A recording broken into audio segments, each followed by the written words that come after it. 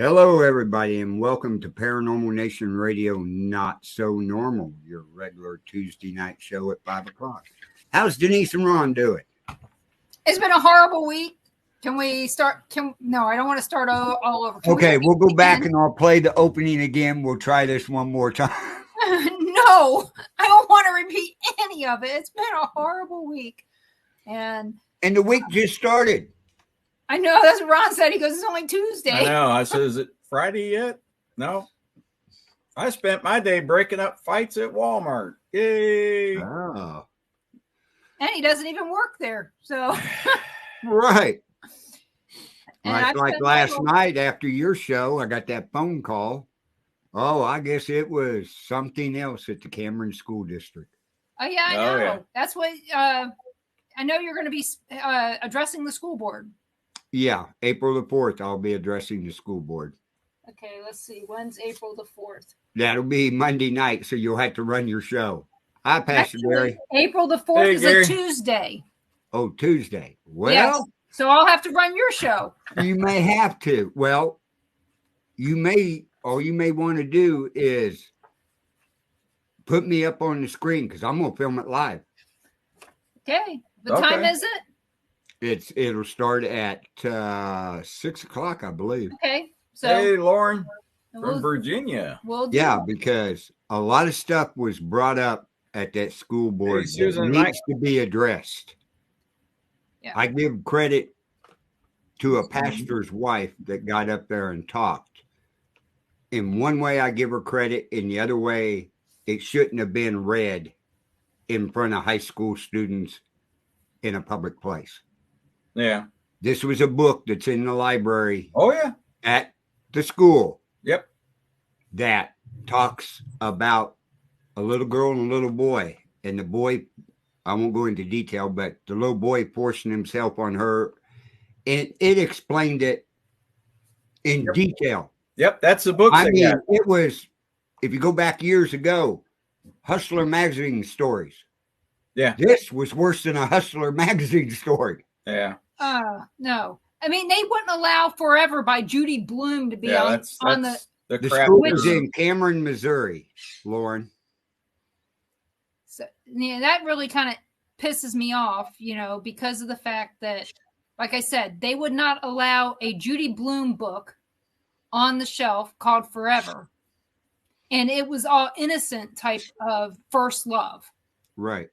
That's a whole different, I know that's different, but that's just not right because stuff like that should be taught in the home. It should be. I mean, not that it's okay for a kid to rape someone, but there's 80 books that's up to be looked at, right? In the library. It's going to take them over 2 years to look at 80 books. And I'm like, are you first grade readers? Well, yeah, who said that? I don't want them to censor books, but they do need to be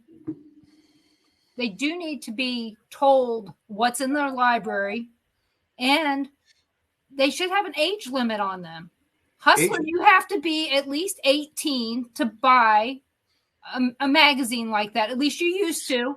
Right. That's what they used to have to do. That's why they kept them behind the counter at Osco when I worked there. These books ought to be kept behind the librarian. And if they want to check it out, they have to have a number for the parent. It's the way it should. If you're going to leave it in school, we got to treat it just like you do cigarettes and alcohol. Yeah. That the parent, it's up to their decision if that child should read that book. I agree. That's the way I look at it. Yep. And the thing is each but that's parent, the crap they're pushing. But each parent, I mean, that's why they had the FBI interrogating the so-called terrorists that were at a PTA meeting. Right. Because of this shit. And if you want to watch the video from last night, it was filmed live, which I know Denise will want to watch it for one reason, and I won't go into it on this show. I'll talk about it after the show. You got a good idea of what I'm talking about. Anyway, go to the capital Q 'S views on Facebook. And you'll see Capital what? Capital Q. Oh. Apostrophe S, like Q's. Okay. Mm-hmm. Views. VIEWS. Okay. Okay. When you get to the video, skip about the first hour because it's a bunch of school BS. Right? Going over what the school's doing, what the football team did, the basketball team, blah, blah, blah, blah. Mm-hmm. Right? When you get the very first speaker will be Gilbert. Watch them all, what they're wearing that go up to talk. Okay? Now, there's two of them that I will say got way out of bounds. The other 3, 4, 5, I respected what they had to say with no problem. But there's two of them that I didn't. And you'll see after the show, you go to that and watch it, and you'll know exactly. Yeah. Look over to the right side, and you'll see who I'm talking about. What is the population of Cameron, Missouri? About 8,000. Yeah. So just a little bit bigger than where we live. By about they're about 3,000. But they're infiltrating all the schools. It doesn't matter how big or small. Right. Like I said, it's going to be an ongoing battle. But my big question, and they'll never stop. I know we got guests down here in the green room. We'll get to them in a little bit. They'll never My stop. big question is, how did this book even get into our school library? Yeah, why? I mean, because they could have. Was it just sent there by the state? The state of Missouri? No. Somebody the school admits they got allocations to buy certain books that they put in their library. And they're put there for a reason. Huh. It's to pervert the minds of kids. Well, like I told somebody earlier when we was talking on a phone call and everything, was remember when we were younger and we pulled a book out to read it. Your mind got into that story. Thank you, Nigel. You know, you imagined yourself in that spot. If you was reading a Western, you imagined yourself on that horse chasing the Indians or anything like that. Well, I guess they better be reading it in private. Well, they better not be. No, I mean, reading the book in private, because if they get involved in the story, we're going to go back to prior to the show when Ron came on. Yeah. Anyway, enough about that. School. So that was the phone call I got last night while we was talking. So, hey, Lauren, I know about that Loudoun County school system. I have my niece is in the Portsmouth School District down there in Virginia Beach area. Yeah. So, yeah, believe me, I keep an eye on Virginia because of family. So, but we have a guest tonight, at least one, and I'm hoping that the other guests will also show up. Did you say? Well, I'm going to put the link in the chat room. So our guest is Chris George, and he's going to come on, and I'm going to go call this person back from work who just called. Okay. And I will be right back. There's a link in the comment section over there for anybody that wants to join us on the open mic show. So, but we have one down in the green room right now. We're going to bring up Chris George to the show. Hey, Chris, how you doing? I'm doing very well. Thank you for having me. Good. Well, this is your time frame. You can talk about anything, ask any questions, anything you want to. Okay. Well, I'll give you just a brief bio on myself. I'm 61 years old. I was born in Colorado and a little town called Leadville. A lot of people may note that name because it was where Molly Brown came from, the unsinkable Molly Brown on the Titanic. But I lived there for about 10 years, and then I was transported out to California with my folks. And my goal in life was always to be a park ranger. So I went ahead and I studied as much as I could and finally became a park ranger. And I was a park ranger for 45 years. Traveling all across the United States. During that time, I created, back in '96, a paranormal group called Anubis Paranormal Research Organization, and I did that with my son. And as a park ranger, you have a tendency of being transferred all across the United States. And so at each park, I was more or less starting a new chapter. So we have currently chapters throughout the United States. We have one in Scotland, Aberdeenshire, Scotland, and in Japan. So we're a worldwide organization. I'm very proud of that. As a park ranger, they realized I had an interest in paranormal issues. And with my law enforcement training and forensics training, they asked me to check out a lot of the quote unquote haunted sites in the parks. Right. After a while, I developed the nickname of Ranger Mulder and was asked to visit different locations. I also was very much involved in the 411 incident.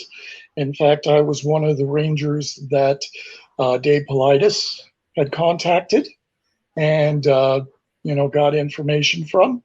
And I'm still on retainer to investigate unknown phenomenon in the parks. So that's basically me in a nutshell.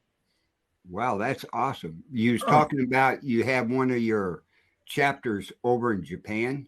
Yes. Okay. We are live on Japan Paranormal on Facebook. Oh, okay, great. So, yeah. Yeah, we're always looking for interested people joining our group. And in fact, if you are, go ahead and contact us at Anubis Paranormal Research Org at Gmail, and I'll forward it to our director in Japan. Wow, that's really good. Yeah, I never would have expected it to have grown as much as it has, and we're still getting interest from all over the world. And I think it's primarily because we are very science oriented. And again, with all my training as a park ranger and then my personal experiences in the phenomenon, I developed a very processed organization. We have a manual that's about the size of an old phone book.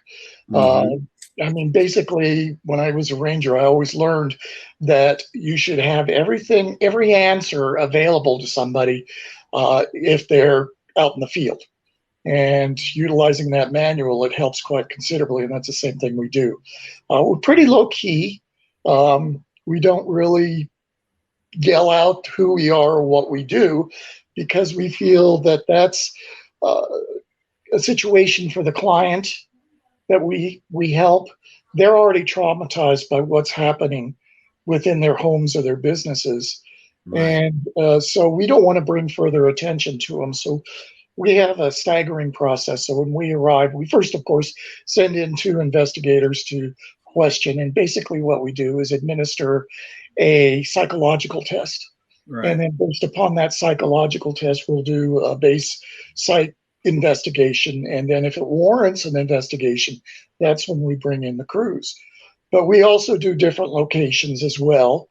We really don't do paid for tour investigations. I don't think we should do that. Primarily, it's kind of like putting spirits and paranormal phenomenon under a spotlight just for money, and I'm not good with that. Right. So we, like I said, we keep pretty quiet. I pretty much know all the big names and so on, but I never wanted to go that route, primarily because of what's happening right now. Yeah. Within the TV field, you see. The TV shows are getting dropped everywhere. Exactly. And it's because, I hate to say it, egos. And you're starting to see it on YouTube as well. Some of these investigators that are only in it for the likes and the subscriptions are getting rich off of it. Right. And they're not out there to investigate. They're out there to show off. Yes. You know? Yeah. Have you checked out Paranormal Research Institute, PRI? There's a good way we're all into the scientific way of investigating. Right. And they have came up with a fantastic way of doing everything. I got to give them credit for that and logging it. So I didn't know if you'd been in touch with them or not. Actually, I haven't, but I will, because I think we all need to keep links together. I'm all in favor of para-unity, but as we all know, that's almost a disaster in itself. It'll never happen. It doesn't, because too many of these groups are egotistical. They don't want to share their evidence. And that makes you kind of scratch your head. Why don't you want to share your evidence? What was it that is not worth getting a second look? That's what we've always asked. Why wouldn't you? I mean, what's the hide? Or exactly. We don't. No, we don't really care. We're not trying to become famous or nothing anyway. Right. That's the problem. You got too many. We're looking for answers. Looking for that contract. Exactly. Exactly.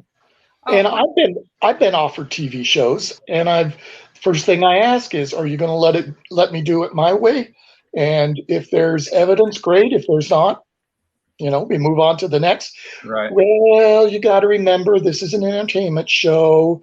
We've got sponsors, and people will tune out if there's nothing to see. So, no thanks. In my view, if I was a sponsor, I would want you to show the truth. If you didn't catch anything, the people watching that understand and believe you didn't find nothing, they're going to buy more of my products. Right. Because you're telling the truth. Well, I don't think.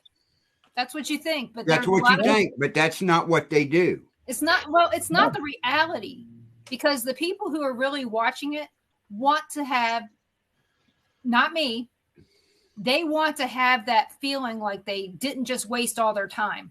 Yeah. They want entertainment. Para-entertainment. You're not going to get paratainment is a big pain in the rear end. And if it wasn't for shows like let's go with Paranormal State. Yeah. If it wasn't for that, would we even care? Would we be watching paranormal TV at all?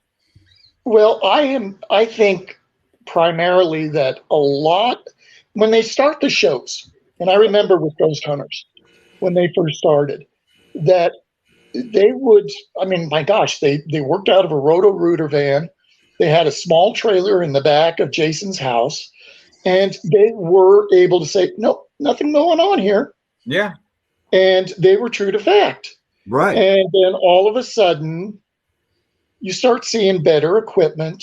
You start seeing fancy vans, all black, look like the Secret Service driving in. And the same with Ghost Adventures. Same thing. They started out realistic, and then money started speaking. And you see that all. Now, I have to admit, I did really like Destination Fear. I think in some areas they were pretty credible. They were definitely entertaining. But a certain individual, he who shall not be named, had his ego involved and wanted his new show to stand out, which is apparently coming out very soon. And who's going to watch it? Well, that's it, because the real truth is coming out. You get it from Nick Groff. You get it from Dakota. Everybody that's been associated with he who shall not be named. Right. Well, how many other people have already been screwed? I told Denise. Dave Schrader has been screwed. And these are people who have worked directly with them. And when I say I'm friends with somebody who was their tech guy, I know where he lives, just down the road. Yeah. It's not like I'm just saying, hey, I know this guy, it's Facebook friend. No, he's a real friend, somebody I know personally. Sure. I can't wait to hear what he's allowed to say. Right. So, but anyway, Chris, tell everybody where they can find you at. Well, I'm sitting in my chair right now. Yeah. And Chris, you can hang around. I want you to hang around, because if we don't we've got 2 more people down in the green room. If we don't have very many more people show up, we're going to bring everybody back up in the green room. Sure. Well, I would love to hear more about. I'm sorry I missed. Yeah. I'm sorry I missed out, but I have a job, and we all know how that goes. Did you ever make it up to Gettysburg? But yes, as very, I used to, let's say I used to have gray hair. Now I don't have any hair. And I think we're all on that route right now. I'll tell you. Well, it's funny. You look at, I hate to bring up the shows again, but how many male investigators are bald-headed with a goatee? I always found that very amusing. You know, I don't know what it is. I think it's a club that we're not aware of, and so I often wonder about that. But as you asked, you can reach us at Anubis Paranormal Research Org, all one word, at gmail.com. We're also on Facebook. Just look up Anubis Paranormal Research Organization. We have all of our chapters. If you're in a certain area, we specialize those chapters in those regions. We also have a website, which is anubisparanormal.wixsite.com/APRO. Well, thank you so much. Great. I can't wait to hear more. Sure. And like I said, I'm gonna just apologize one more time because I wanted to be here. I wanted to hear you talk, and so don't go away. Yeah, don't go away. Yeah, we got We're some gonna take you pictures down coming up and here bring our you can next look at. speaker up. No worries. I'll go to the green room, have a couple cookies, some water. There you go. But you know what? Be careful with the strippers in there because they're probably not as clean as you'd like. You never know. Okay, I'll definitely remember that when Hoochie Coochie comes along. And Right. yeah, I had that problem. So. Okay, Chris, thank you very much. We're going to bring our next one up. That one was way over my head. I didn't get that one at all. Right. Green rooms and strippers. I'd never heard of that. I didn't know what Carl, that. you've heard of that, right? That in some of these shows they have entertainment in the green room. Yeah, they do. Okay. Ask Gene Simmons. Yeah, and I would like to thank Lauren and Joanne. Well, I can and see Jan, Gene Simmons, but and everybody who's in the chat room. Pastor Gary's there. Jeremy Pastor York's in April, there. Jeremy just got home too. Oh, good. I hope he's resting. He says it's doing great. That's good. I saw something earlier today. So if you guys happen to have, check for screws in the poles. So make sure you guys, if you have any questions for any of our guests, please put it in the chat and we'll make sure that they get asked. And again, the link for StreamYard is in the chat room up there. If you want to join this madhouse tonight. Strippers, poles. Oh. Anyway, you don't have screws in them. We got Michael Roberts coming up. Okay. I'm not even. Hey, Mike. Hello. What's up, Mike? How are y'all doing? Denise is going to lose it on the show. Well, that's normal. Yeah, it is. And so I have your pictures, and as you see, I got them down here. So when you're ready to talk about them, let us know. But can you tell everybody how you got involved in the paranormal? Oh, wow. That was 2003, I guess. We did the general deal at Pythian Castle. And just did our normal thing where we took our own cameras and took our own recorders and stuff. And we were literally walking down in the basement, and it sounded for the most part like ship chains that dropped. And everybody else was like just kind of standing there. And I was like, did y'all hear that? And everybody else was like, yes. And so then we all started talking and figured out that's exactly what it sounded like. But as everybody knows, there's nothing like that at the Pythian Castle. At least not now. No, not now. Where was this in the castle? Right when you go down the stairs and they had the investigative rooms. Yeah. It was back where at one time they had a bowling alley. Yeah. Oh, okay. I know about that area. Yeah. Interrogation. They had a bowling alley in the Pythian Castle? Yeah, in the basement. They also had boxing and all kinds of other stuff.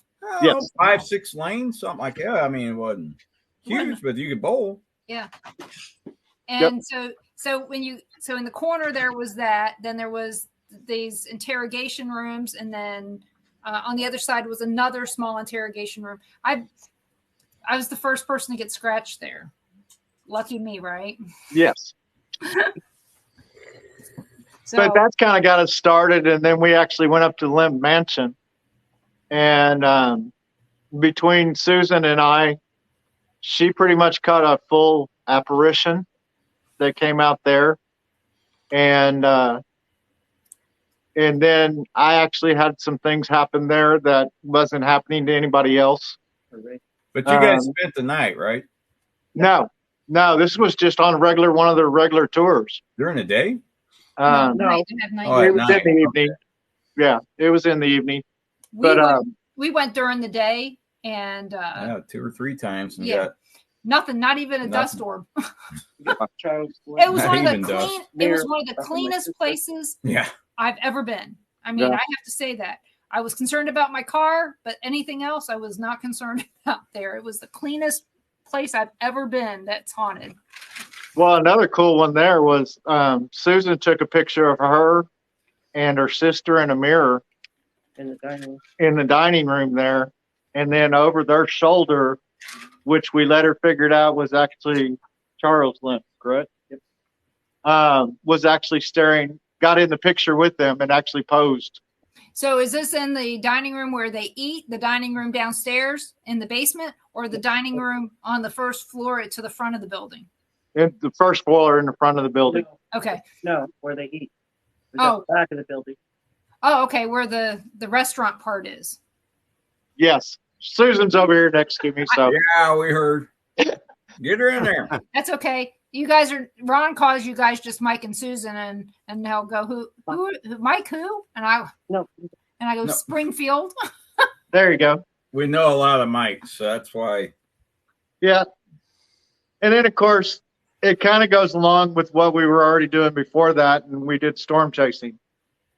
So it was kind of just a natural to go into the paranormal too for us. And then we started joining the groups and doing private investigations from there, because we actually wanted to use what our abilities were to help people. Right. Lauren, are you asking about this cat? Yeah, which cat? Or do you guys have a cat, Mike and Susan? Yes, we've got 3. Yeah, okay, so what's your cat's name? I saw a cat too. Callie. This is Callie. And for Calico. Yeah. Well, this one happens to be Keela. The one behind Ron on the bed is D. I don't see Coco or Kiki anywhere. And Caitlin's not coming in the room, so we're good. I think Susan went to go get Chloe, so and your Calico's she's our whiner. Is Callie a girl? Yes. And say almost every cat that's calico just about is a girl. This is Chloe. Aww. She's not happy. Well, it's because you put me on TV. You woke her up from her nap. Oh, and then here's Jasper. Oh, so I'm glad. He hid. What? This is good. It makes me not a cat hoarder. No, we got 3. That it? That's it. Is that high 5 or you got 5 cats? 5 cats. 5 cats, 4 dogs. You got a bunch of funny ones. Hey, we're up to 3 dogs, so. Well, like I said, when we move, we're going to have 11 animals. That's going to be a fun trip. So, what was weird at Limb Mansion, I had all these awesome photos. I had a full body apparition in one of the rooms upstairs. And what was her name? Now I can't think of her name. Becky? No. Betsy. The lady that did the tours there. Oh, yeah. We had to take my dad up to Kansas City for something one time. So we stopped by to show her the pictures. Mm-hmm. So she saw the pictures. She wanted copies. And we had copied them to, because we stayed at my sister's in St. Louis that night. We had copied them to her computer. They were on my dad's stick for his camera, because I had borrowed his camera. we put them on their external hard drive. And on my brother-in-law's computer. And I came home and I printed some of the pictures out, and every bit of it disappeared. None of it we can find anywhere. We've had that happen. Yeah, we've seen that. I was so mad. We had people that were sharing pictures with us at the Sally house. Yep.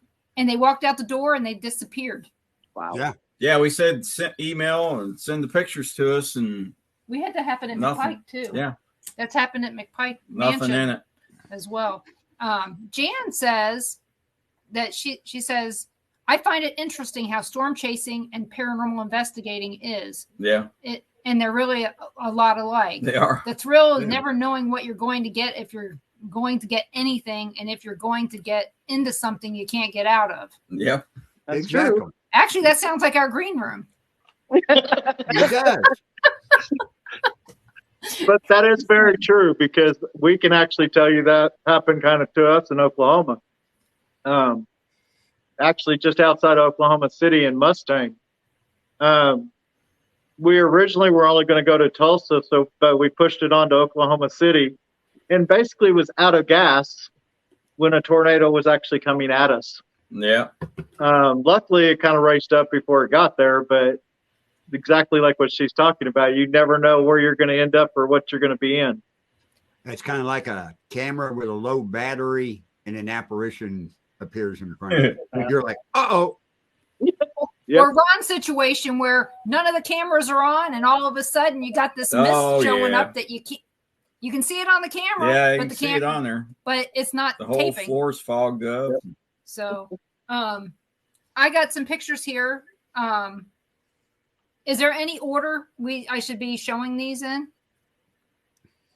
No, I mean, one is just with the other girl that was with us investigating. It's at a cemetery out here off the highway. And the other two are what I say is some kind of something in there. I was curious to see what anybody else sees. Okay, so what is this picture of? That's the original picture. No. That's the one with the figure in it. Okay, so where's the figure at? The black shadow. Right off her left shoulder. The blonde. Right here? And if you can zoom in on it, you can see where you can see her other leg partially. And then to the right of that is the actual body of the figure. This thing here that kind of looks like a bear, like a teddy bear? No, to the right of it. There was no, if you look at the other picture, there's no shadow there. There's two with that black figure in it, and there's one without it. But you can see her leg there on the left. Oh, yeah. Yeah, the blue.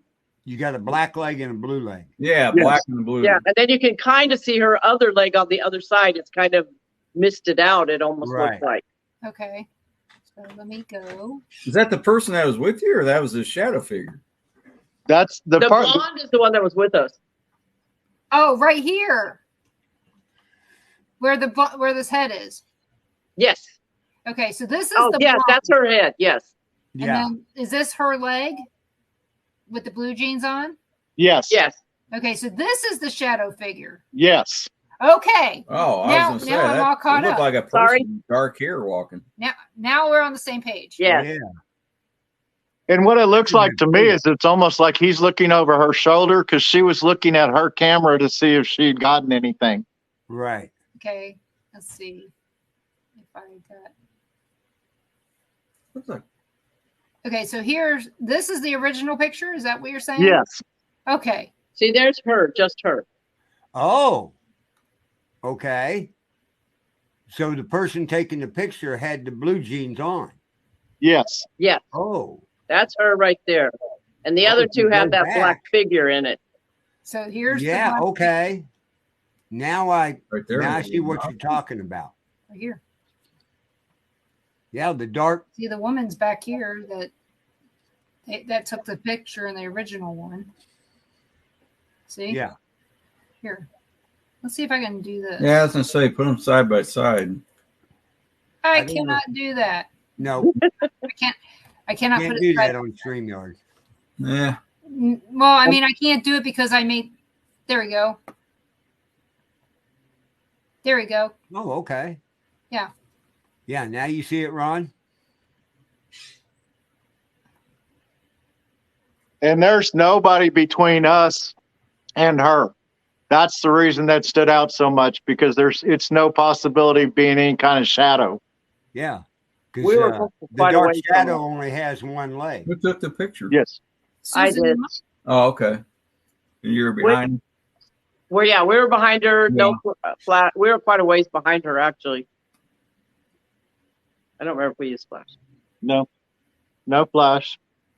So well, if you had used flash, I don't know how it would have been. There'd been more shadow in front. right. And here it looks like her other leg is gone. Yeah. Yeah. Is it possible that it's a double exposure? Well, that's what I was thinking when I sent them to you, because I guess I hadn't noticed before. If you look at the tree in front of her, it's doubled. Yeah. So yes, That's I'm not what I sure look at. now. I hadn't noticed that before till I was finding them to send. Yeah, I was looking at the tree looked different. Let's do this. But there's another one, and I don't know if it looks doubled like that or not. It looks like a hollow spot. Yeah, right this is there the where it other doesn't. one. Oh, it is? Okay. So yeah. But if that, okay, you see that tree, it's on the left side. Mhm. So why wouldn't that shadow on that lady be on the left side of her? Right. Yeah. It could be something to do with the camera. It could be. Like I said, I don't know, but it kind of looks. See, it's it's a hollow spot, that black. If you could, I'll tell you what, how you Right. could tell if it's double Yeah. exposure. Down You there. get on software and outline that dark figure. Right.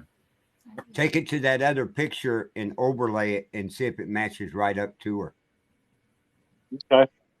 That's one way of telling it, because it possibly could be double exposure. Well, because you've got right here. Yeah, The You got trees are another double- tree. That's You got two exposed. trees Yep. or 3 trees doing it. Yeah. That's what was. I'm That sorry. or the ghost trees. We're moving through the future. Was that with your? Was that taken with a camera or your Cell phone. cell phone?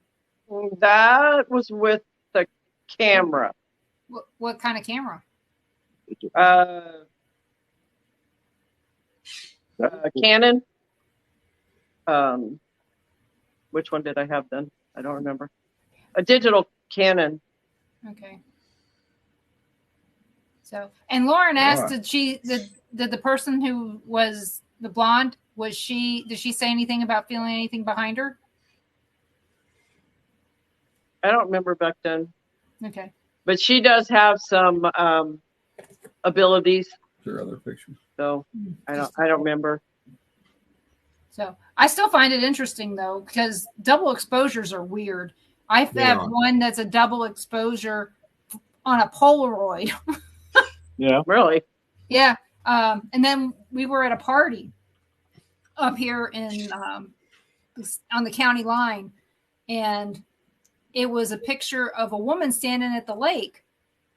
Well, beside her, in the picture, there was a kid with a fishing pole at the same lake. And she said he wasn't there, but it's quite possible that they took the picture and never pulled it and took another picture. Right.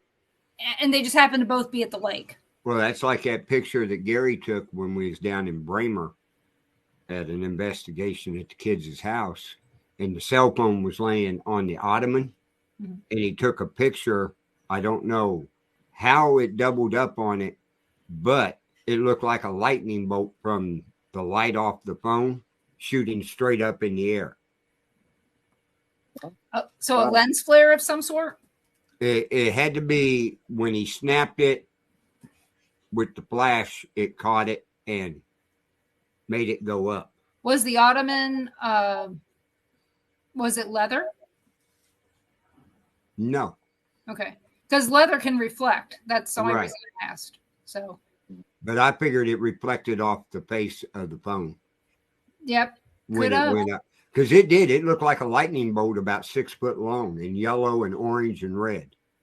Going Wasn't right down to bug? the phone. We have one with a lightning bug that looks like it's about 4 feet long. Mm-hmm. Cool looking picture. It is cool. Yeah. So do you guys have anything else you want to share with us tonight? No, that's it. We'll save it for other times.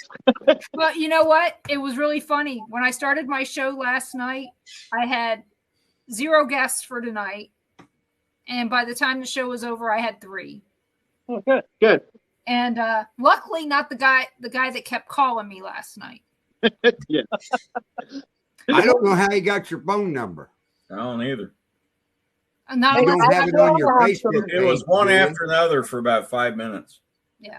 I still have some video I want to show you guys from the church we did.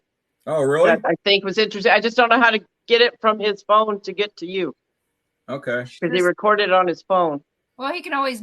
Well, you. How long a video? It's long, but I just need a certain little part of it.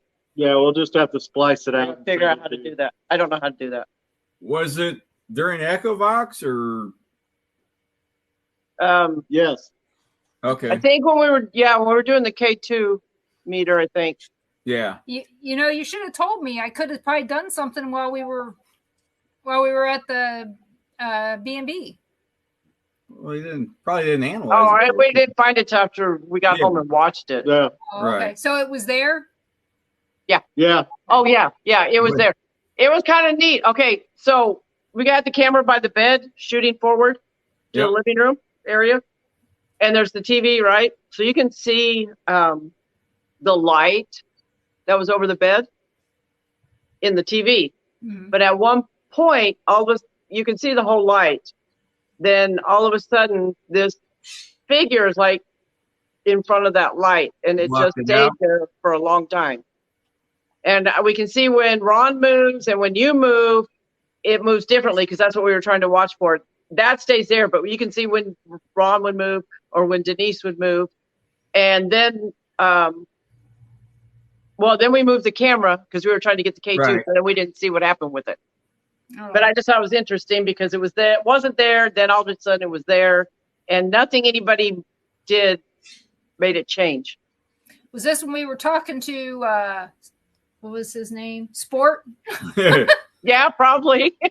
Yeah. The conversation was with him.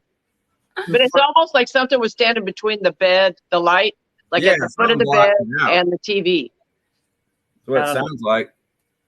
And Yep. considering this was not a bedroom until this point in time, you know, what would it be?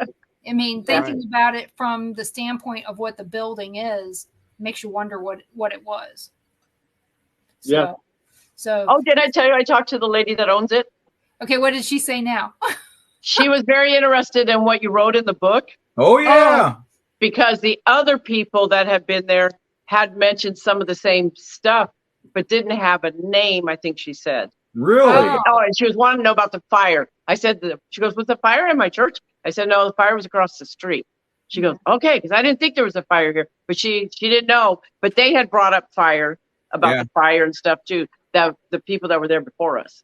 Yeah, more than likely. Yeah, we got her a lot of information, I think. She's valid information. Yeah, she was bugging you for quite a while. So it'll be interesting to see what else we come up the next time we go down there, because I know Mike and I will probably go out there and dig through some research before we do it again. Yes. So right. And it was nice. I mean, the only thing they could have done different in this place was put in an actual fireplace. That was the only thing. It was so nice and quiet. And yeah, it was. I mean, a few weeks before it wouldn't have been when the building down the street fell. But other than that, yeah, right.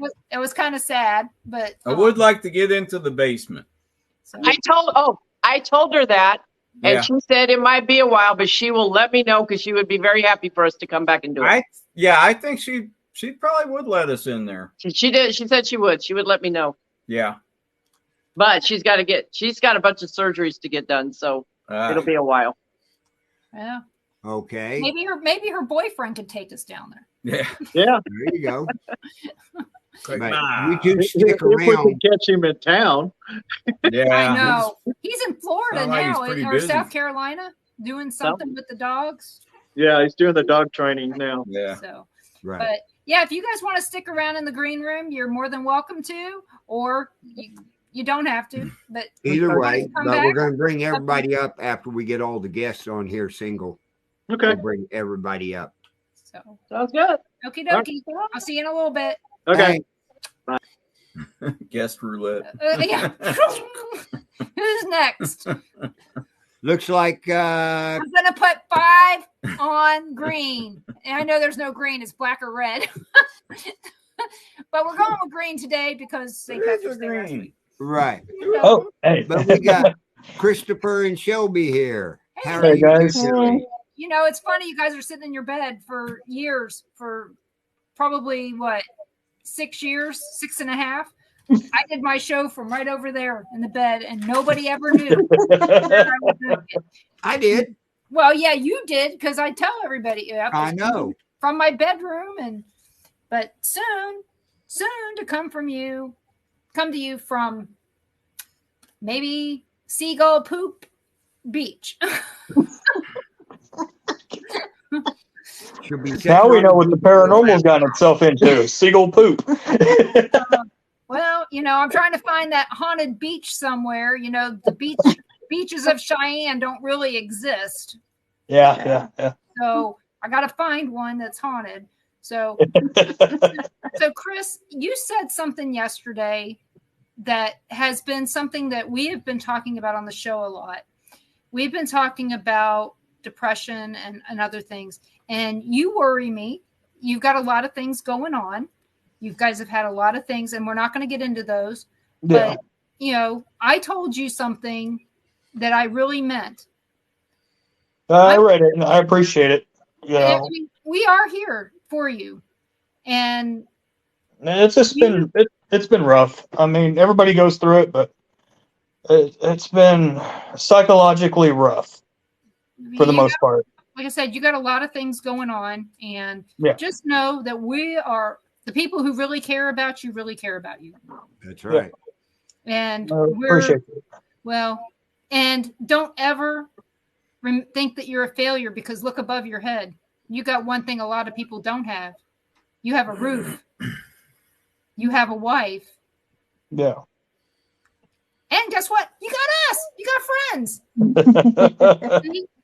The negativity will never break me. There you go. Negativity. That was really a challenge to try to read that on a small screen. I'm just letting you know, Carl. Yeah. Oh yeah, especially if you put it on your cell phone. Oh God, I can't read that. No, that one's a little harder with the red. Yeah, he's on a well, cell we're using our phone to talk to you also. No, that one don't show up, but this one does. Yeah, that one shows up much better, but probably still not on his cell phone. And Carl got a laser printer, so you got a new toy. Yeah, this is laser engraved. Oh, those are wooden tongs, aren't they? Or yeah. Okay. Tongue depressors. Yeah, they work great. I need one of those to keep my wife in check every now and then. And guess what? I think we would be talking to you on Ghost Box then. I mean, I would make one hell of an EVP. I'm just saying. And being in this field since 2010, I'm pretty sure I know how to haunt somebody. Well, there's quite a few out there that deserve it, but I'd hate to have them be the ones to find the paranormal, the real paranormal stuff. Right. I hate for those people to find. I want it to be somebody who doesn't want to be famous. Yep. Or I will tell you, one of my favorite shows used to be what was it? Ghosts in the Hood. I loved Ghosts in the Hood.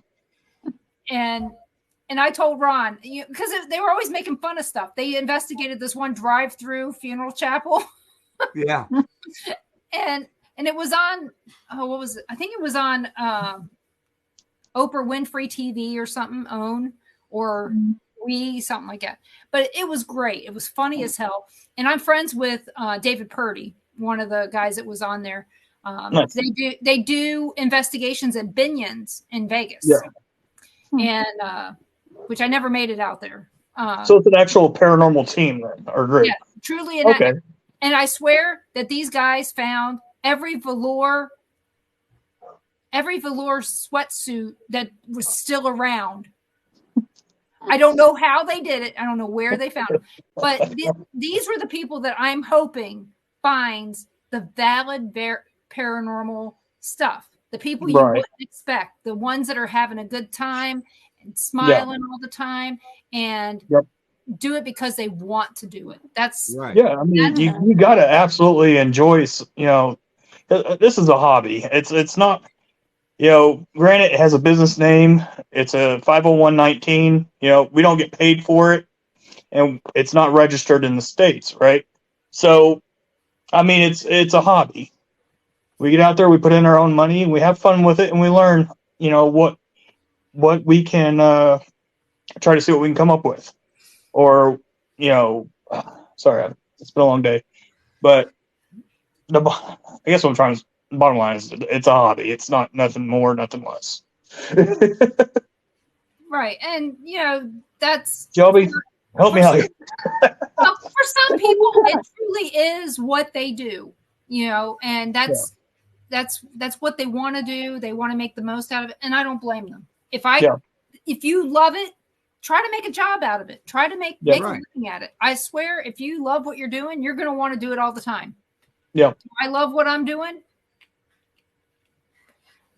And if I was doing the paranormal, I'd have gotten the same raise that I got from my job. This is one of the most expensive hobbies out there. Yeah. Short of being a pilot. Yeah. So Lauren asks, what is your most favorite place that you've investigated? My most favorite place, it's no longer around anymore, but I would say the Mercantile building in Guthrie. It's sat right across from the old Santa Fe Depot in Guthrie, Oklahoma. And that's actually where I'm sorry? When did it go away? When Pros lost the building, Pros Investigations. How that'd be Ron Cross and Jack Howell and Tony and all them. Yeah, how long ago was that? Because we were in Guthrie in 2018. It's been at least 6 years. Yeah, it's been a while. If not more. Okay. Because I know when I first started, it was in 2010 when I first started doing it. Yeah, because we saw the Santa Fe Depot when we were down there. Because we went over to the Lions. Stone Lion. Yeah, we went down there. I want to check that place out. It's really, we never went in. Yeah. My sister came to visit. It was the first time I'd seen her. First time she ever flew. She came from Virginia Beach, and so we went there. Virginia night. Yeah, it's Virginia night here. So she came down, and we just decided to drive by. So we did a drive by, and drove through Guthrie, and went on down to Edmond. Yeah. Wasn't that it? Edmonds? Something like that. Well, if you've seen the Santa Fe Depot, then if you look, you know where the railroad tracks are, right? Right where the depot is. Mm-hmm. If you look across, there's a warehouse, a brick warehouse, with kind of a gray, old school RV in front of it or bus, and that's the building I'm talking about. It says 1906 on there, but it's actually not the building 1906. It's the one just to the left of that. Okay. They're split in two. But we've had a lot of really good activity in there. It's where I trained for several years. I was trained by Ron Cross, who's been in the field for about 30, 40 years, who was the lead investigator for the Memorial bombing. And he's worked with hundreds of teams throughout the through and outside the state. They brought teams in from outside the state to come investigate the Mercantile, or the Pros Investigations LTRS, the long-term research site. Mm-hmm. So that's where I learned, and I had fun with it. But then again, I had a lot of downside because I had team members that didn't want to do what they were supposed to. They wanted to go in and provoke or whatever, and I'm like, no, don't do that. Stupid. Well, actually, I believe, and you can tell me I'm wrong, but sometimes provoking gets the answer. And I'm not saying go out there and poke the bear. I'm just saying withhold something, Well, Or don't leave when you say you're going to leave. I'm not saying, just be out there and be mean and all that, but say, well, if you answer my question, I'll leave. Or if you don't answer, I'll leave. Do the same kind of crap you do with your kid to get the answer without beating the shit out of the kid. You know what I mean? Our kids really honest with us. with that being said, I do agree. It's a gray area when it comes to that too. I mean, if I were to be provocative, I mean, it's not going to be one of those, hey, I don't believe you're here. Can you show yourself? Can you do something? Right. Make something move. That right there will, I've seen teams get sick right there on the spot for no reason. Mm-hmm. And you do stupid stuff like that, it's going to get somebody hurt. Bottom line. Yeah. Actually, there is a reason. It's because they were dumb. But, right. But yeah, like I said, I'm not going to tell ghosts, hey, knock on the wall. Right. I don't care. Just talk to me. I won't tell them to do things. I may ask them to try to do something. Right. That's a whole different ballgame there. Yeah.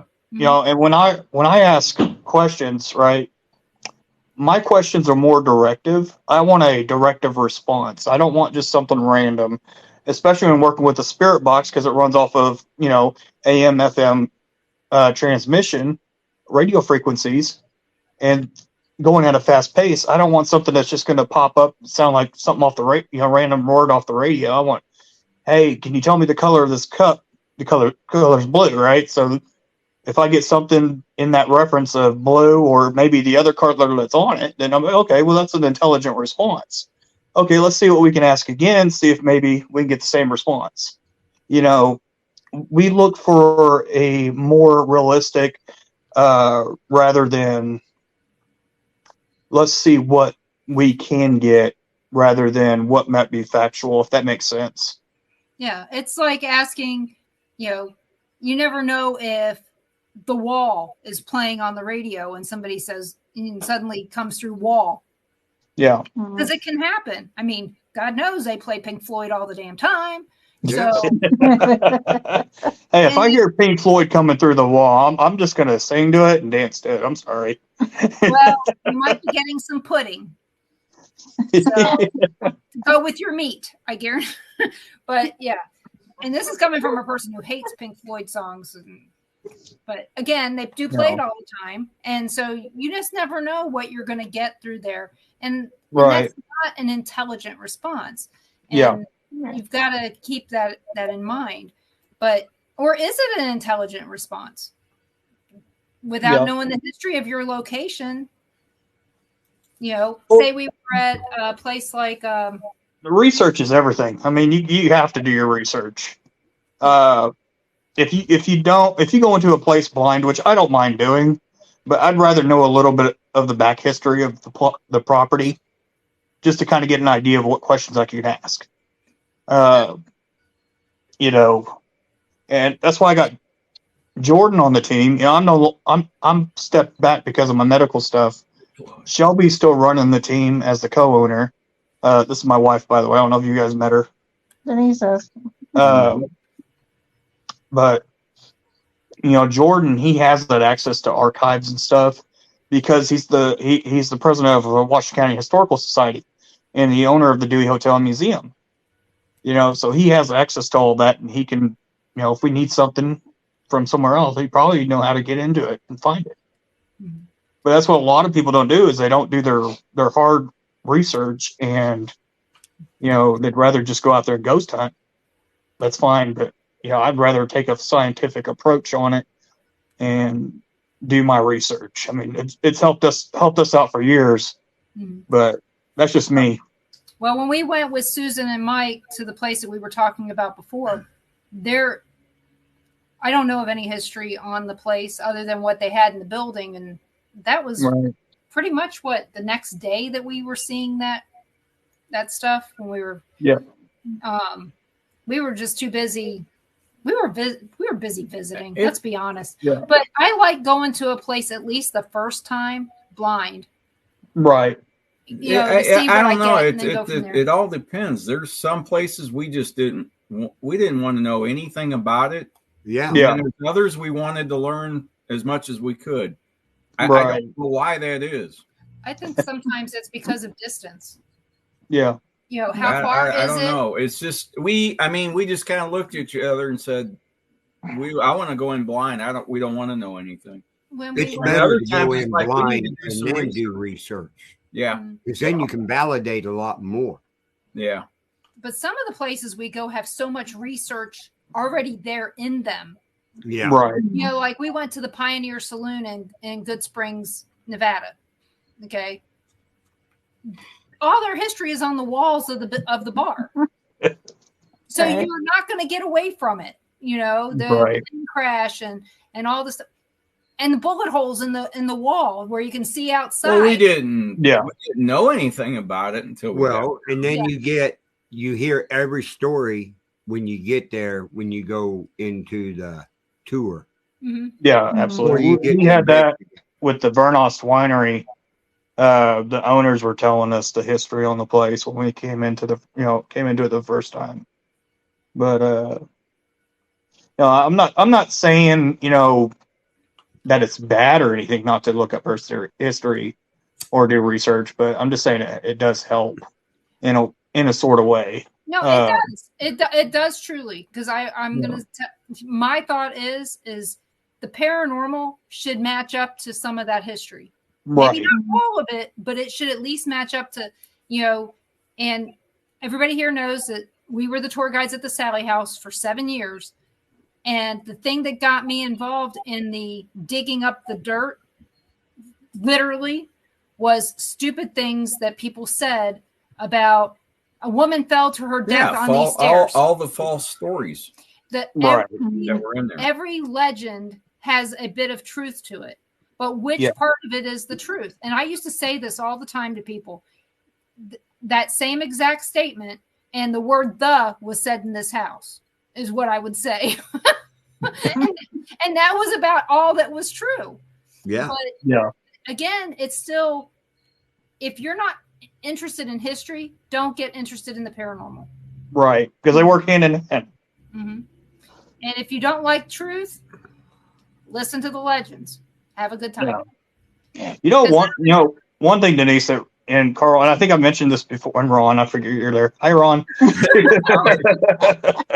But, one thing that's always been a really big pet peeve of mine when it came to the paranormal, you get, and if anybody's watching, I'm not saying anything bad about anybody, but don't go into a location without having written permission first. Because I can get the paranormal into a lot of trouble, or your team into a lot of trouble. And I've seen it. It's never good. No. There people have trespassed. There are. There's a lot of them out there that do that. I'm not going to tell you when it was, but it was before the 1980s. Oh yeah. It wasn't recently. No, it wasn't recently. But everybody was doing it. Everybody was trespassing at the Edgar Allan Poe house back then. Right. No, I get it. But again, I was a young kid, and kids do stupid things.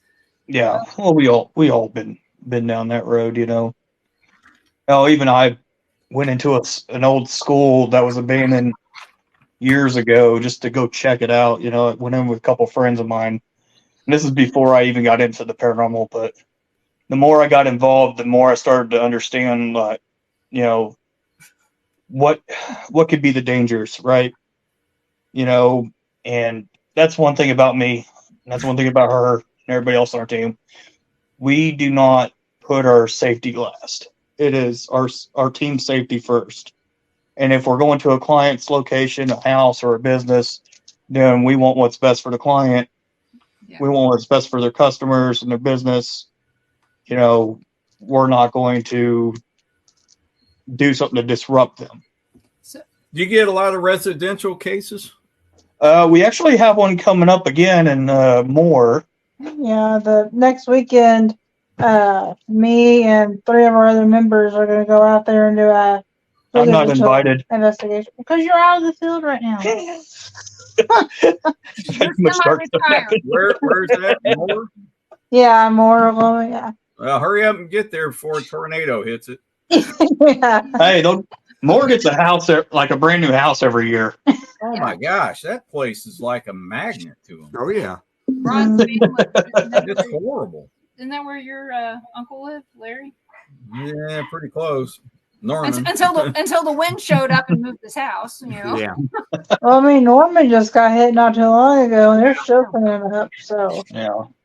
So yeah, it sucks down there. So, and you never know. I mean, there's a portal blowing them in and out. It's got a lot of residential cases. Yeah, when he comes back, we can ask him that. So that freaking dog got behind the fence. What else? Our dog. Just now? Is he stuck? Yep. Go get It him. was your dog. I thought it was With my mine. back, In there I can't arguing lift and him. fighting. Find a place for him to get out, and he'll get out. He's about to find a place as soon as I get out there. Okay, see, now this is the reason we have cats. They can get out of anything. If their whiskers can fit, they can get out. Yeah. I heard a dog. Well, the dog was supposed to be like mine at first, and our daughter just kind of claimed it. That's if we have a dog after he's find a way outside that fence.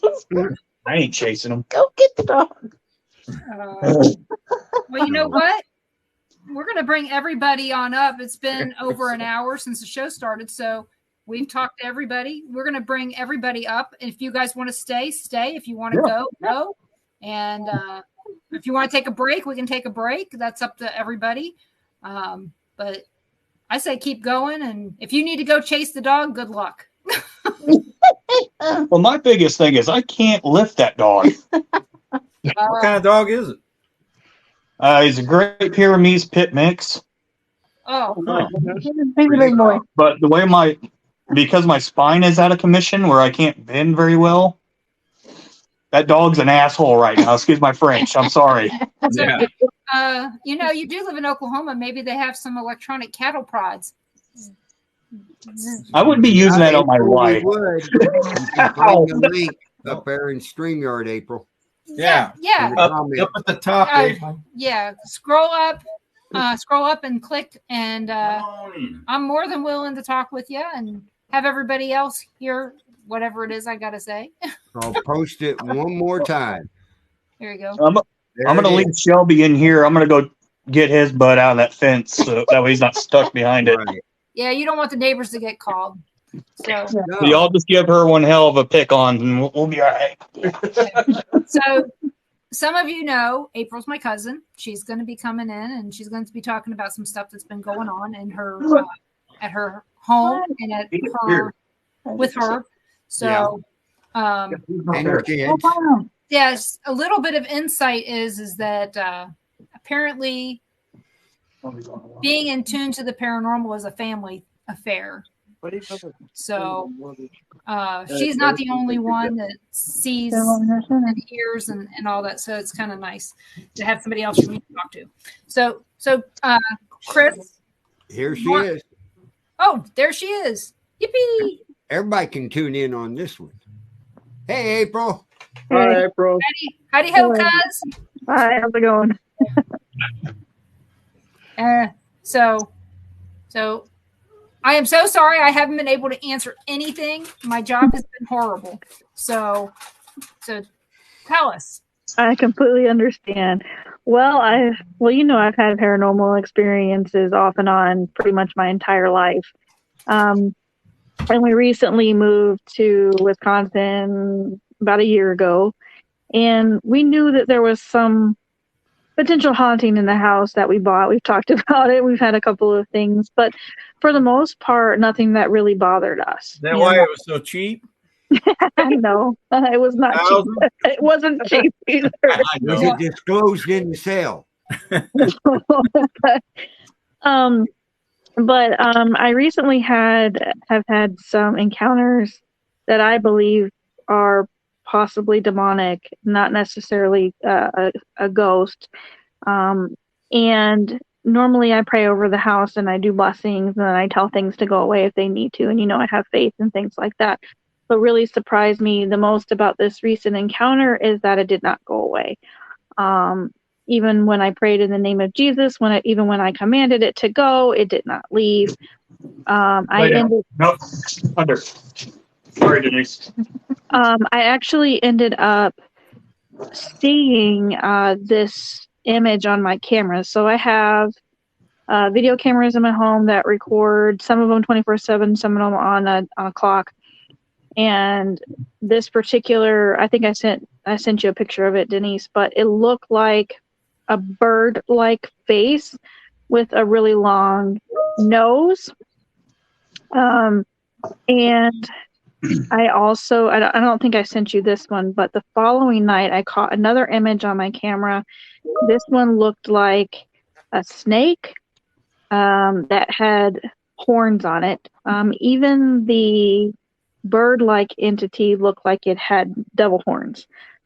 And my camera is a night owl camera, and it detects motion, pixel changes, to go eat one night, and when I got home I found all these notifications from one of my cameras that it said face detected, face detected, face detected, face detected. Well, no one was home, and that's where I saw this entity. Let me see if I can get that to come up. It's interesting. But it actually has been mostly focused on me. It attacked me several times, giving me nightmares, making me wake up, making it so that I can't sleep at night. But 2 nights ago, I actually ended up, I had a nightmare, and I dreamed that someone was trying to hurt our dog. And I could hear the dog screaming, and I was trying to stop it. And then I woke up and I was like, oh, I had a nightmare. And not more than 2 minutes when I woke up from my nightmare, Obadiah, my youngest, started running down the stairs. And he said, I had a bad dream. I said, what did you dream? And he said, somebody was stabbing me multiple times in my stomach. Now, this is a 7-year-old telling me this.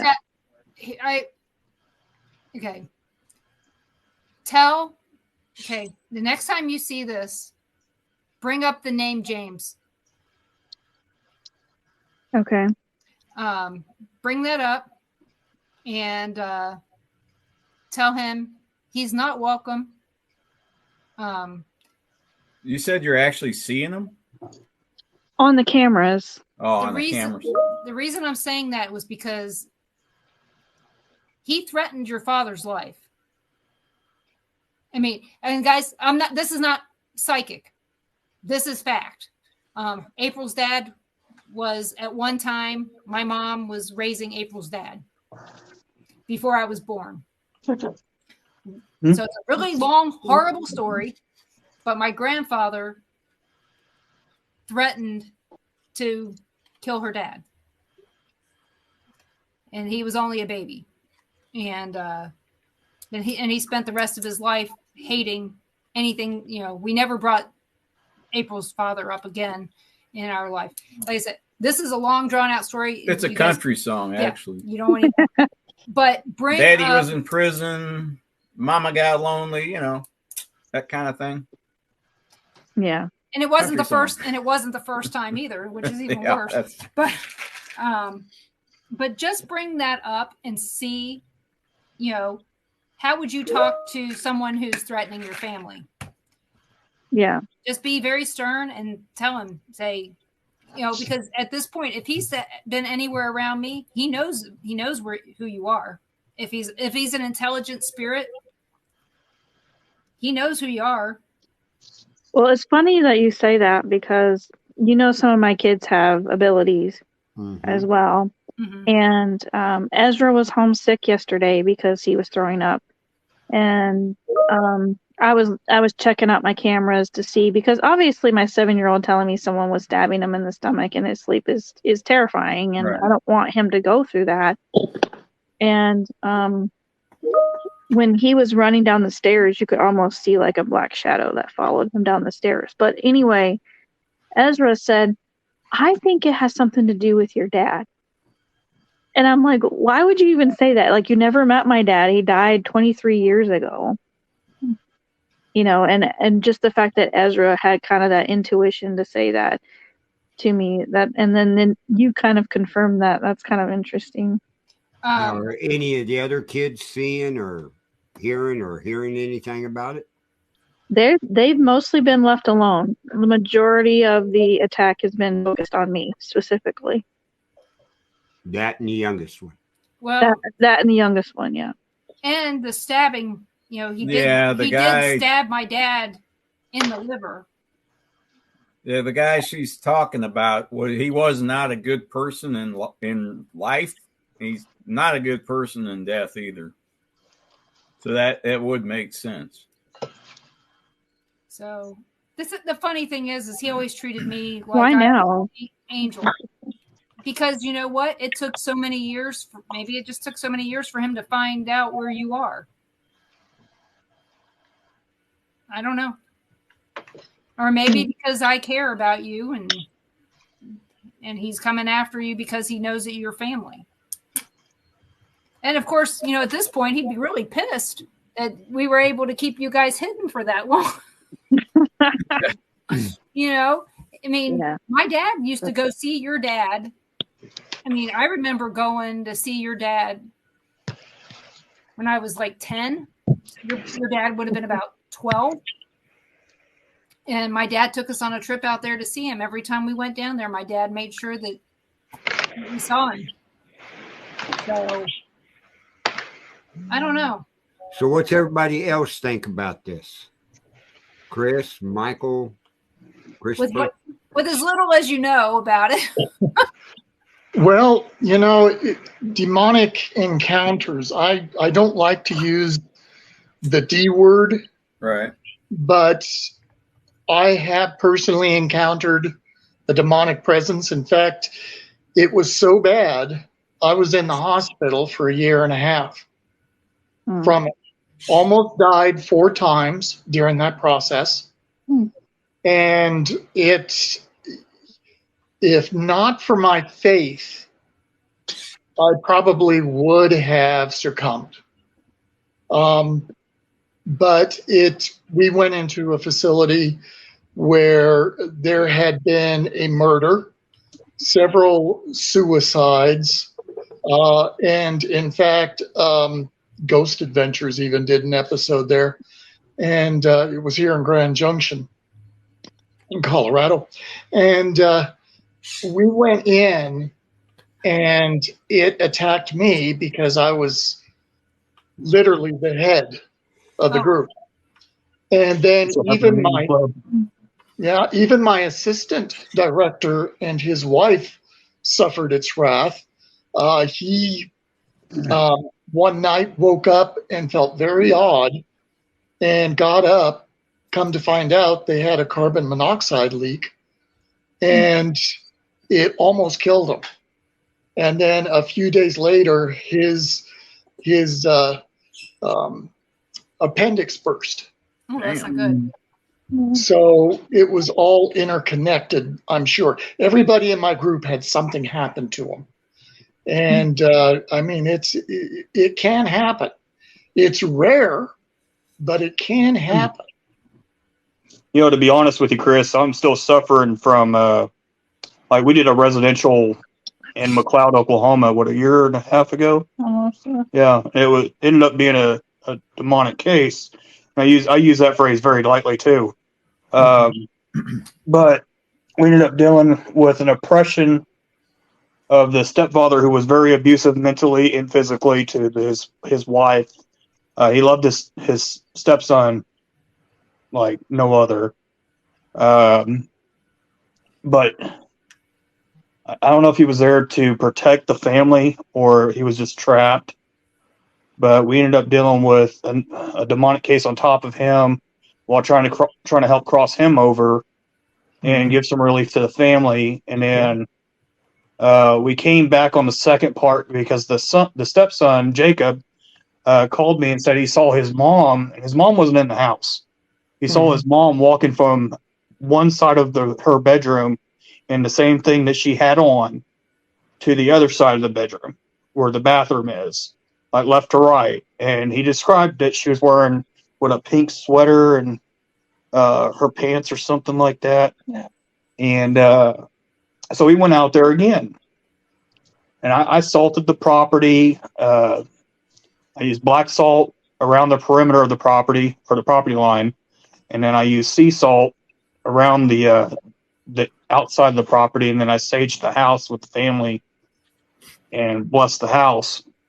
But that night I was actually drawn to, they had a shed where this girl, I guess her, what was her name? Shannon or Sharon? Sharon. Well, Sharon's best friend passed away. They ended up taking her daughter in. She stayed in that shed, and she was doing drugs and, she was doing other things. She was opening up, communication of something she couldn't understand, trying to get in communication with her mom. Right. And we found all that evidence out. In fact, we found the drugs on camera that she was doing them while we were there. She wanted nothing to do with us. Sharon and the rest of her family were all for it, because it only works whenever they're participating. They're 100% into it. They want this gone, or want whatever's there gone. That's the only way it works. It's totally up to the family. Yeah. Whoever resides there. And I told her, I said, hey, we're here. We'll try to help. Well, we can't promise anything's going to be gone. Everything takes time. This may be a year process or more, and we prayed with the family and everything. But something drew me out to that shed by myself. And that second part was a doppelganger. That's the only way I could describe it, because it looked exactly like his mom. Mm-hmm. And I got drawn out to that shed with the client and her son. No team to back me up or nothing. I left them in the house. I walked out and I started blessing this shed for no reason. Later that night, after we got done, we got on the highway. There was this white F-150 that almost ran us off the road as soon as we left. Almost ran several other cars off the road. My buddy, he's a deputy sheriff. But at the time, he was a Pale police officer for Pale, Oklahoma. But, he was with me. He saw the whole thing. He was like, he's lucky I didn't have my gun. He was driving. And 2 nights later, Chris, I was in a car wreck. I've never been in a car accident in my life. Yeah. So I'm still feeling the pain and suffering and all the negativity of possibly that case. Well, hopefully, you'll get to being back to Chris Pittman, Shelby's pain in the ass. Yeah. Yes. So, I'm a pain in the ass anyway. Yeah, he's home all the time now, so she still wants you to be. Where I was getting at, though, demonic cases or negative cases ain't nothing to mess around with. No. These things have been around thousands and thousands of years before we existed. They know every move before we do. They feed on fear, and emotions and stupidity. And it don't matter what day or time it is. They don't give a care. No. Right. It could be years later, and you could get affected by that same entity. Yep. Well, see, that's kind of what happened with me. Was the situation where it started off with a toe infection, and I ultimately had to have the toe removed. And then I developed sepsis, and then almost died from that. In fact, the doctors had literally said, "You're in very bad shape." And then I came home for a couple of days. I fainted and I struck my head, cracked my skull open. Went back into the hospital again, got through that, then came home again, developed sepsis once more. Damn. And literally I died and they revived me, but everything was shutting down. I then developed this infection on my leg where it ate all the way down to the bone. And then they got me through that. And then I came home again, and I was fairly okay for about a couple months. Then I developed gangrene, and they had to do an ostomy on me, which I still have to get reversed. But all in all, I have had 8 operations and 2 to go. Yeah. And I know darn well it was based upon that location because there had been devil worship in there, high use of drugs. The lady that was murdered, her husband killed her in the basement, apparently, cut off her head. In fact, I've got a photo that we got of her and the demonic presence above her. Yeah, and see, that's one thing I've learned too, and I've heard from others that have experienced in this field, is that drugs, they can open up that doorway. Absolutely. Oh yeah. Like I said, I got all kinds of stories about that stuff from Farah. She's a demonologist, and that's first thing she would say is, more than likely the person in Christopher's case was oppressed or possibly possessed. Yeah. Who knows, what all can be.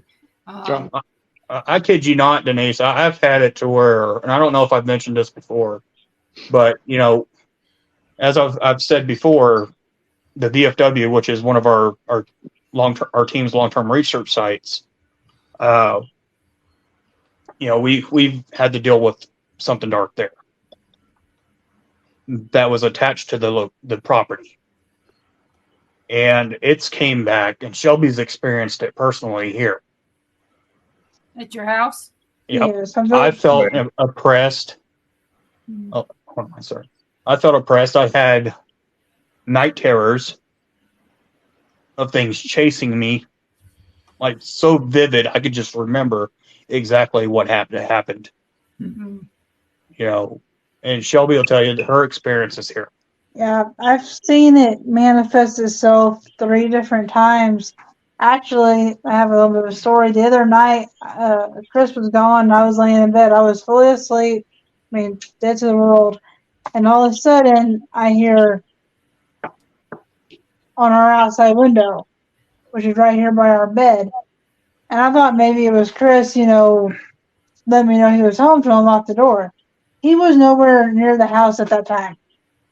He didn't show up till 10, 15 minutes later. And I don't know if it was that or if it was just the wind or what. Been the wind. But it was so loud and so clear that it woke me up out of my sleep.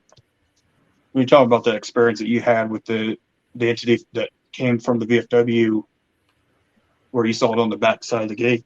Yeah, I was letting the dog in one night, and I looked out towards our back gate, and I saw a full apparition of what I believe was a entity from the VFW. Full body, everything. But the only thing I could really make out was eyes were red, like beet red. Which, with that being said, Rachel, who's the quartermaster's wife, has had experience with that same entity. He has grabbed her on her. It's grabbed her on her arm while she was sitting down, and it's tried to pull her back. Whispered her name, and she saw what looked like. Well, she called it. What was the eyes that she called it? like That's bright orange, but they were like really like shuddery kind of glowing. Yeah. But Yeah. it was you know how when a TV fuzzes out, it has that kind of effect to it. She said she experienced it like that. Right. I don't know how true that story is. I just know what I've heard. So so I just wrote down some stuff. So this entity that you've seen, I'm comparing it to something I've seen. Okay. So I'm not going to tell you this is me being psychic or anything like that. This is just me asking a question. Did this have like peeling skin? Did it look like stuff was falling off of it? Like it was not flaky, but just kind of coming off? Not that I noticed, no. So it didn't look like it was burned? No. Okay. So just now, sorry. What I'm thinking is because of the VFW, when it started back in the 50s, when her great uncle actually built the place, Ralph. It started out, he built it as a carpet store. It became a disco hall. And then in the 2000, or I'm sorry, yeah, and then in the late 50s, it became Bill Merritt's funeral home. Well, in the bathroom, the Mills bathroom, it's got a drain hole, a large drain hole, where we assume that the embalmment was done. Right. The fluids. Which also connects to the kitchen. And those two areas is where the main activity happens in the event hall. But, we just kind of put two and two together and think it's just more attached to the building when it was a funeral home. And that's going to be hard to figure out. But a name to go with it. It probably is got something to do with the the land there, but we have heard of a lot of VFWs that are haunted. And I never even we never even thought about that. Yeah. In fact, one lady was telling us about it. She kept saying VFW, and I said, which one? She told me, and I'm like, I said, that's haunted. And she looked at me like, yeah, everybody knew that. I said, well, I didn't know that. I drive by it all the time. Well, I would say probably most of the BFWs and Oddfellow buildings and all that are haunted in one way or another. Right. Well, when you think about it, it's very possible. Katie, they were telling us about this one up here in Johnson, or up there in Smithville. That's haunted. And then my doctor's nurse was telling me about one up in Johnson County, Kansas, Overland Park, that was haunted. And it was like weird. And then I was watching Christopher's live stream, and I told them about a spirit that I saw sitting at the. Wait, which occurrence? You? Oh, which occurrence? The first time you guys did it. The first time you guys did your live. Oh yeah, you said there was something by the bar that you thought you saw. Yeah. A man and stuff like that. But Chris George, you said that you're in Grand Junction. Yeah. All the beeping that you were hearing was from a guy in Grand Junction. My coworker lives in Grand Junction. Really? So of all places, I didn't know where you were when I invited you. And so it's kind of funny that you should say that, because he was just bringing it off the hook there on my computer. So, and I have a question. Is dad jokes a big thing there in Grand Junction? Because that's all this guy does is dad jokes all day long. Hey, I gotta say this: some of the most greatest investigators have bald heads. Yes, I was saying that earlier. I know. I heard it. What is it with the bald heads and the goatees? Yeah, I was agreeing with it. I was like, "Yep." But it's true. It's true. So I guess I'm doing pretty good. But bad jokes, yeah, I've spun a few myself. So. Well, Well, we've been through Grand Junction a couple times, mostly on the highway, never really stopped. But one of the places we wanted to go to was the ice cream place there. You guys have a 100-year-old ice cream place. Isn't that where we stopped? Yep. We stopped in Fruitland. Oh, that's right. Instead, because there was less traffic in Fruitland than there would have been in Grand Junction. Right. But you guys have a lot of distilleries and breweries in your downtown area. Yes. That's pretty much one of the bigger tourist draws is the wines and especially some of the breweries. But we had a lot of other things too. We had a lot of haunted locations, that's for sure. That's what I was going to ask, because I knew that there were quite a few. I mean, I know that some of the buildings out there had been on TV. Whatever show it was. I know there was a couple on a haunting, and there was a couple for Ghost Adventures, I think. Right. You said something earlier about Ghost Adventures. Were you on Ghost Adventures? No, I know Zach and the crew from early days, but they were here and they investigated the Melrose Hotel. That's where we had the demonic presence, as well as Sabrina, who is the ghost, one of the leading ghosts. She was the owner and her husband murdered her. Her skull was found about 30 miles away from Grand Junction. They never found her body.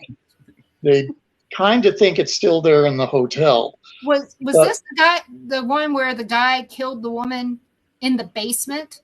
Yeah. And then took her for a ride? Yeah. Okay, I remember that one. I remember that one.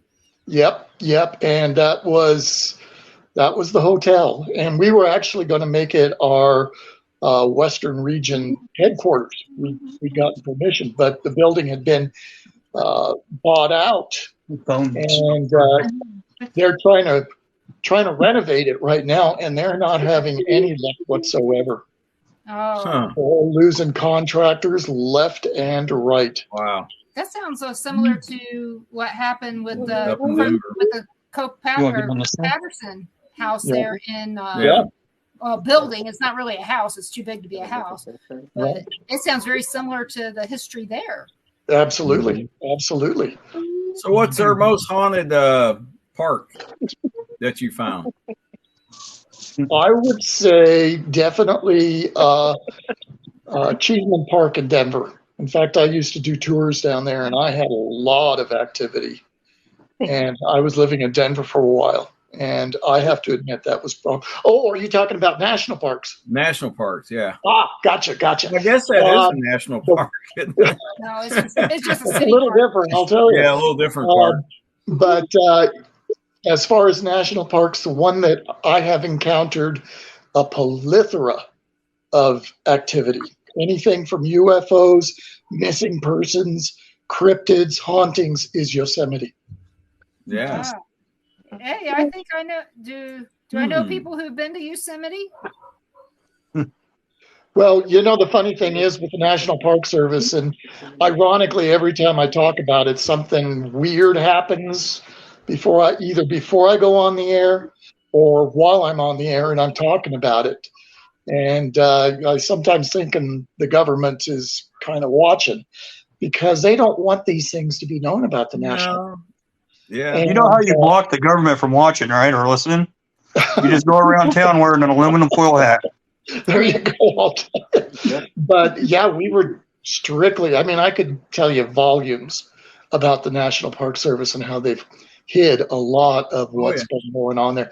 And some of the personal encounters that I've had up there all over the United States. But I've encountered Bigfoot. I've encountered the Predator, different demonic forces, UFO sightings. A couple of my ranger partners were killed mysteriously. People go missing all the time, and they're right there with a group, and they just disappear. Huh. And There's no evidence, no signs of struggle, because people say, well, maybe it was a cougar or something, but there's no signs of any kind. I mean, if somebody, especially children or anybody else, Right. they get attacked, the cougar's going to make a noise, number one, and the victim is going to be screaming bloody murder. Nothing. They turn around and they're just gone. And if they are found, they're usually found miles and miles away, usually up in the mountains.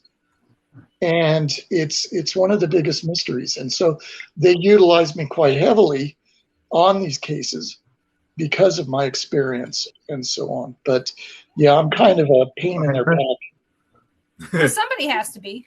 I mean, well, it's true. Yeah. I mean, there's got to be somebody assigned to that job. I mean, since there's a day for everything, there might as be somebody assigned to all those crappy jobs. But well, that's exactly it. You were talking about all the things that have happened. Yesterday was National Alien Abduction Day. Yeah. Did you know that? I missed it. There's a national day for that.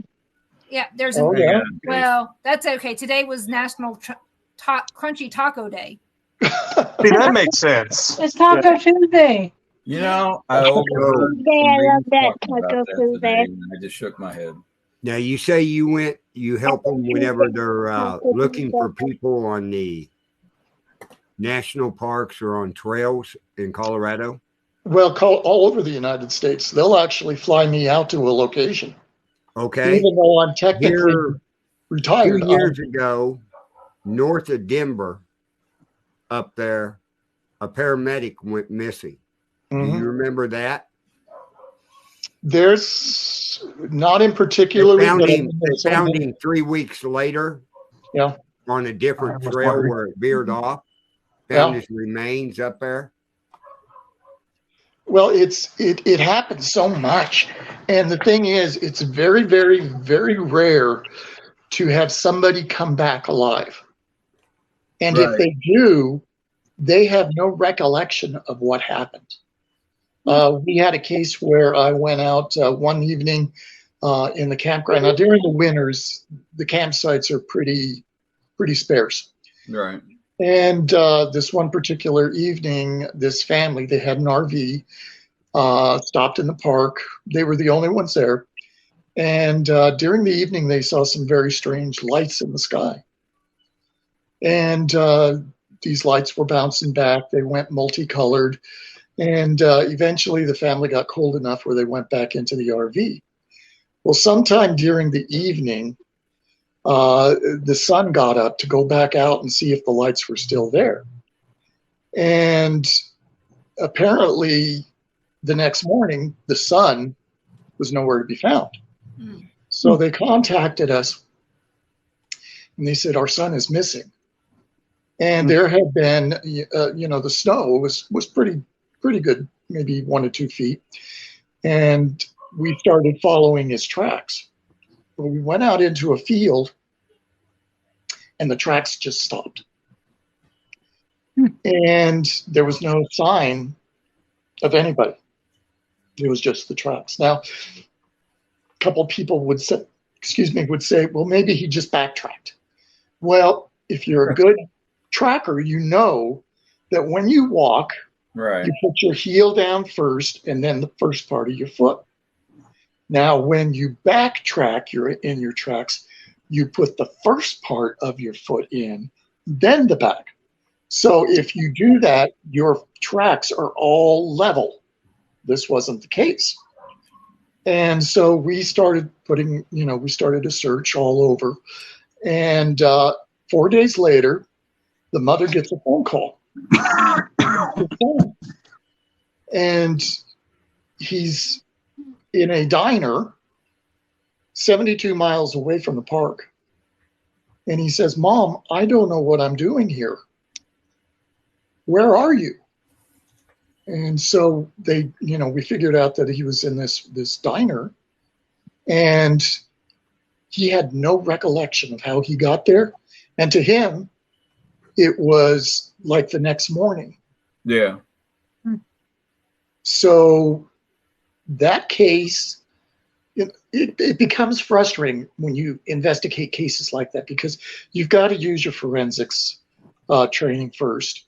You've got to use your law enforcement, and then you use your training as a paranormal investigator. Then you have to submit a report. Now, these reports, they go to your supervisor. The supervisor puts them in a special file in his office, his or her office, and usually some government employee or employees will show up to the park and take those reports, and we never hear anything more about them. Yeah. Oh, yep. You mean the guys in the black suits and the horrible-looking horn-rimmed sunglasses? Pretty much so. Pretty much so. And then we're told not to talk reference about Men in Black. Pretty much that's it. It's exactly it. But apparently they go to Washington. These are not the droids you're looking for. Exactly. Look into the light. Yeah. But yeah, we're told never to talk about these things, and I'm getting to the age where somebody's got to say something. Yeah. Oh yeah. I mean, there's a lot of whistleblowers out there now where back in the day, 70s, 80s, the whistleblowers were just basically heckled off.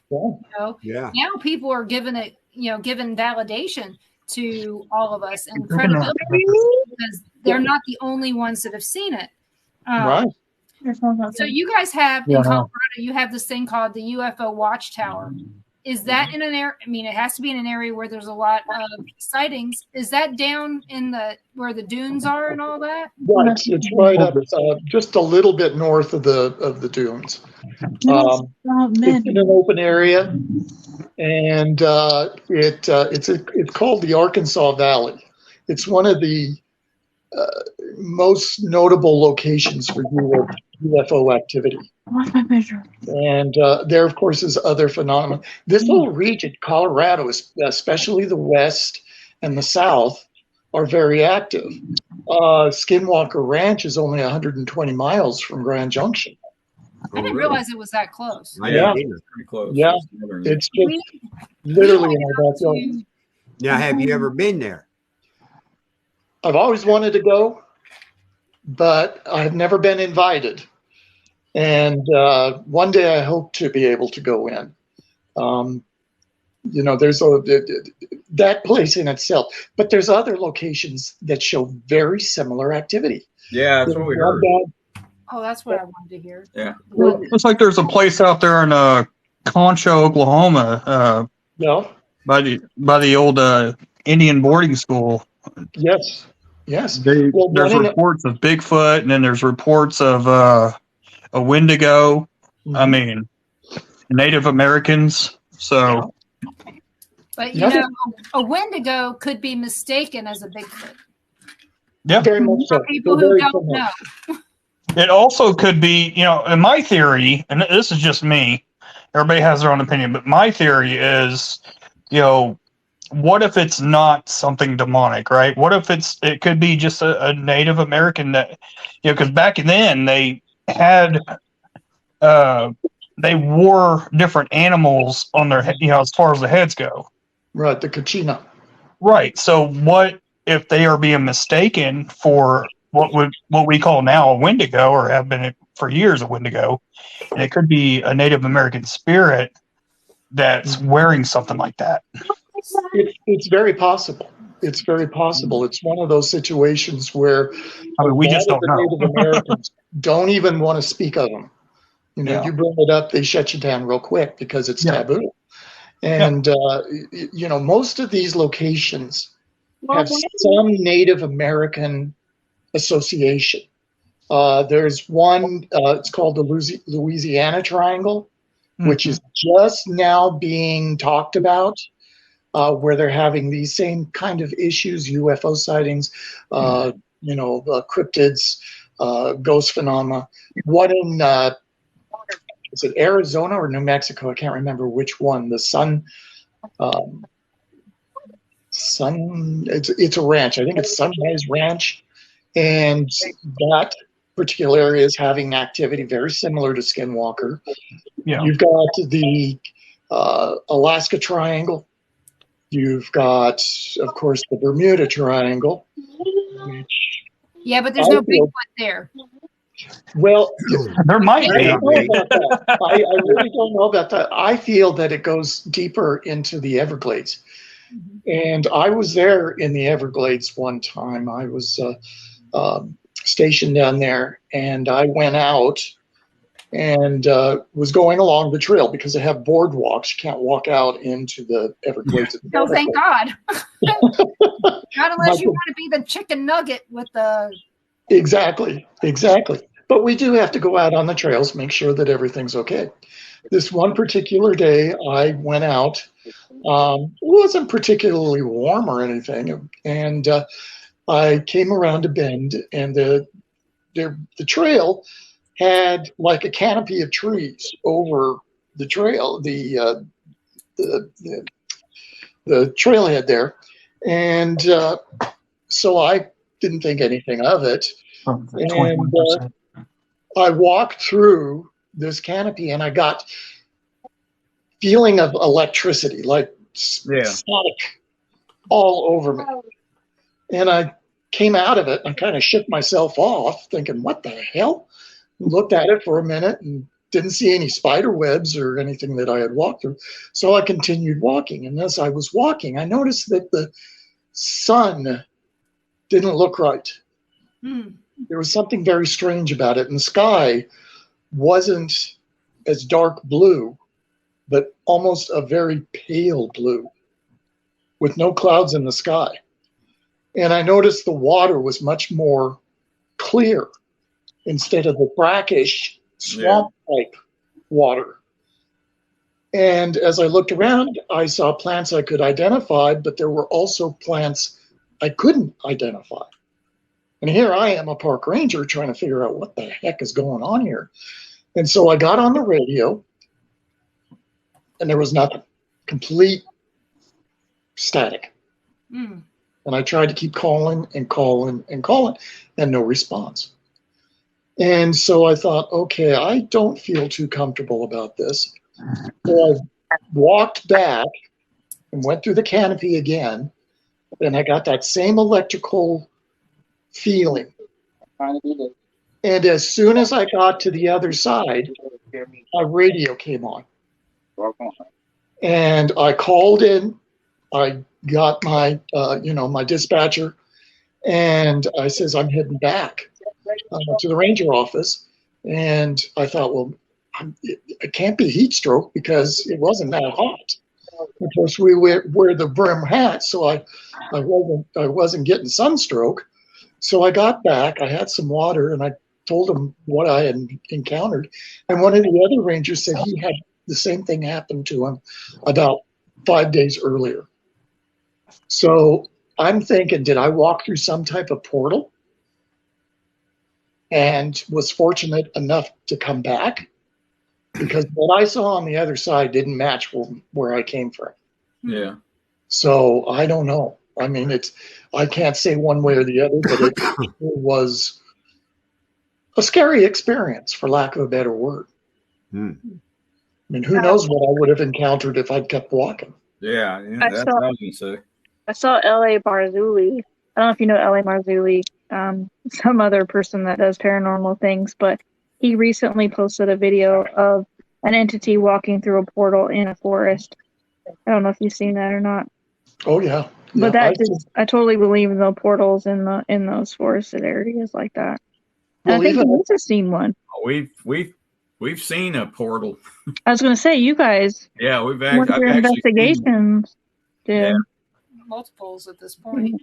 Well, I can tell you about that story. I don't have enough time right now. I have to get going, but I'm going to keep listening to you guys. Okay. Well, what should we do in April's case? I already told her.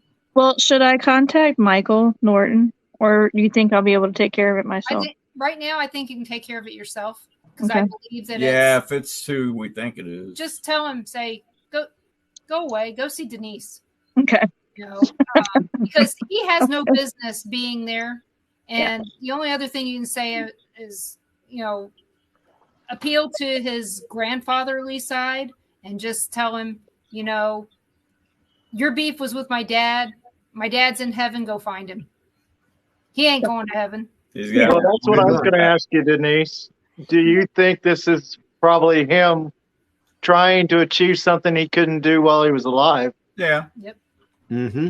I mean, knowing what I know about my grandfather, long story short, he murdered my dad.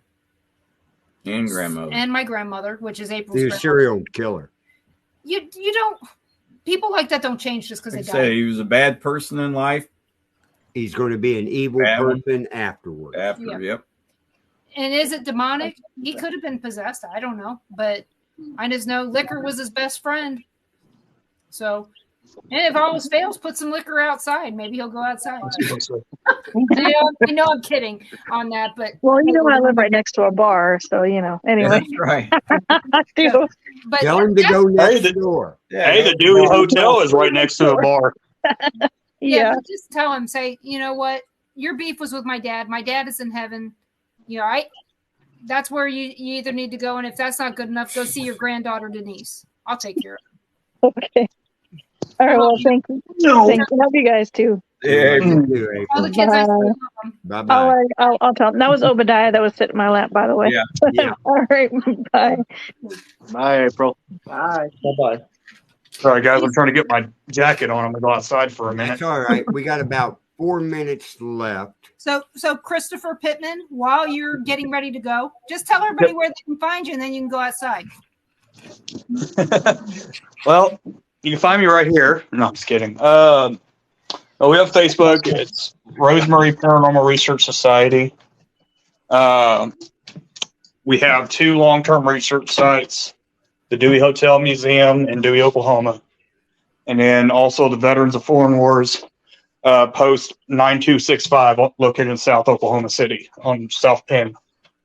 That's basically where we do our training and do our ghost tours and stuff. So. Okay, well, thank you so much for coming on. And remember, I'm always here if you need somebody to chat with. Yep. And so is Carl. And you're doing a great job. I appreciate it. We try. I mean, it's a matter of helping somebody else without asking for anything in return. So I know. And that's why we're here to talk with you anytime you want. So you enjoy your night, and we're going to move on to Mike. Mike, where can everybody find you and Susan? Basically nice on to meet you guys. under Michael Roberts or under Susan Roberts. Hopefully here before long you'll be seeing some storm chasing pictures and stuff, and then whatever we do with the paranormal or anything else will be posted on those sites. Yeah, our team has not been active for several years now.